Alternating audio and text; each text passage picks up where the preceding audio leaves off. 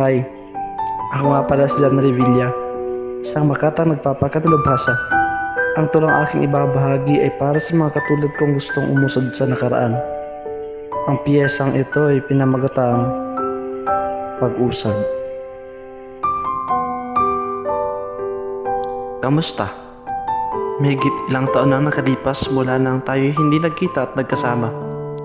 Kamusta ka na pala? Nasa maayos sa kalagayan ka pa ba?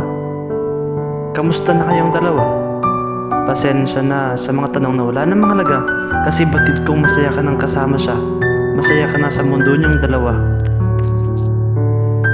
Samantalang ako, ito, patuloy na nangangarap na muling maging tayo. Ba't naman kasi ang bilis mong sumuko? Bakit hindi mo man lang sinuklian ang mga ginawa ko sa'yo? Bakit hinayaan mong punan ng iba ang pwesto ko dyan sa puso mo? Kasing bilis ng paglipad ng eroplano ang bigla mong paglaho. Nasa na ang mga plano mo? Nasa na mga pangako mong tayo hanggang dulo? Mananatiling itataga na lamang ba sa bato? Paano? Paano ko pa matutupad ang mga pangarap ko? Pangarap kong ikaw at ako, tayo sa sarili nating mundo. Hanggang ngayon ay ramdam ko pa ang sakit. Nanatili pa rin sa puso ko ang pait.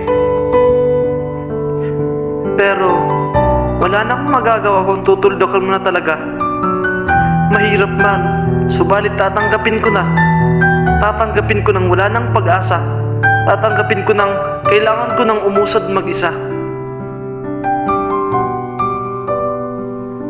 Mahirap, masakit, pero kakayanin ko. Kakayanin ko kung iyan ang ikakasaya mo. Kakayanin ko kahit matagal man ang proseso. Kakayanin ko at itutuon ang oras sa sarili ko. Bubuuin ko ulit ang pusong nawasak. Pipilitin kong mabura ang pangalan mong nakatatak. Aayusin ko ang sarili ko. Gagawa ako ng panibagong kwento upang kung sakaling darating man ang taong papalit sa iyong pwesto, ay handa na ako.